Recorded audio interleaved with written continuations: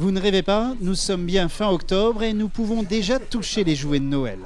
Pour ce magasin spécialisé de la zone de Tokoro, c'est le grand rush. Le gérant a doublé le stock, 60 000 références sont en rayon. Tout est prêt pour le grand rush de ce week-end. Le rush, c'est nous, ça a déjà commencé, mais avec l'arrivée des produits qu'il faut mettre en rayon. Et ça, c'est un gros boulot pour nous. C'est la préparation, c'est la mise en rayon, c'est tout l'étiquetage des produits au prix catalogue. C'est toute cette préparation, comme je disais avant, le grand rush des achats de Noël.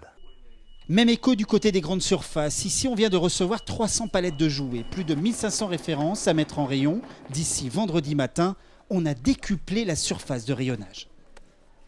La zone que vous voyez derrière moi, d'ici à demain matin, l'ouverture, on aura installé tout le jouet de Noël, ouais, en effet. Tous les catalogues, toutes les opérations jouets de Noël se préparent à ce moment-là. La marchandise arrive au début du mois d'octobre et on l'installe à la fin du mois d'octobre pour que les gens puissent échelonner leurs achats. On voit sur les rayons qu'on a déjà installés, que ce soit le premier âge ou le rayon qu'on a derrière moi là-bas, on voit déjà qu'il y a des rotations, et y compris des produits à forte valeur.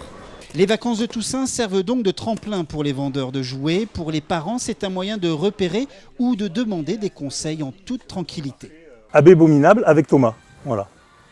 C'est celui-là qu'elle voulait, avec le garçon donc. Pas forcément. En fait, c'est la même poupée, toute seule. Bon, avec un...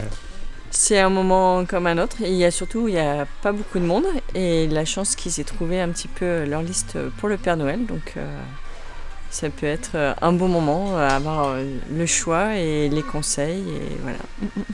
Les tendances, on les connaît. Hein. Bon, pour la petite fille, c'est encore Monster High, la poupée un peu bizarre, que certains adultes trouvent bizarre.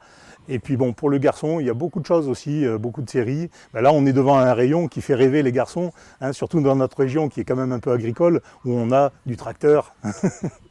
Bref, vous l'aurez compris, ces tendances de faire ces cadeaux de Noël dès fin octobre, on risque en plus de déclencher quelques sourires de satisfaction à nos enfants.